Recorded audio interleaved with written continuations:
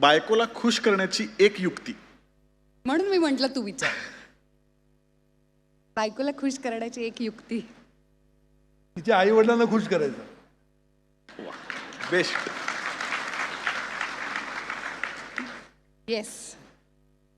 खरं सांगतो मला आहे ना, बायकांचं ते मला वाटतं का आई वडील एवढे जवळचे असतात ना, वडील म्हणजे आपला काळजाचा तुकडा काढून देत असतात तुमच्याकडे. बरोबर. त्यामुळे त्या दोघांना सतत काळजी असणारच आपल्या मुलीची, समजलं ना.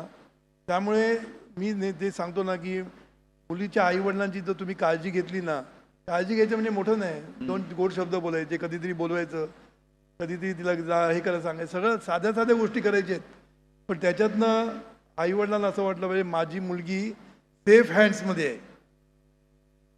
जेव्हा तिला वाटतं ती सेफ हँड्समध्ये आहे तेव्हा तिची काळजी मिटते आणि मग तिची लुडबुड कमी होते. नाहीतर इंटरफिरन्स खूप असतो आईचा. आई आज सगळे जे संसार मोडतायत ना, त्याला कारण मुलीची आई असते. बऱ्याच वेळा मुलीची आई एवढा इंटरफिरन्स करते.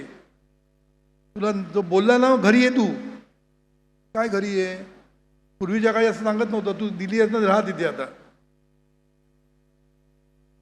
पण करेक्ट ॲडवाईस देणाऱ्या आया खूप कमी आहेत, समजलं ना. बरोबर. त्यामुळे आई वडिलांची जर काळजी घेतली तर थोडंसं हे सगळं कमी होऊ शकतं.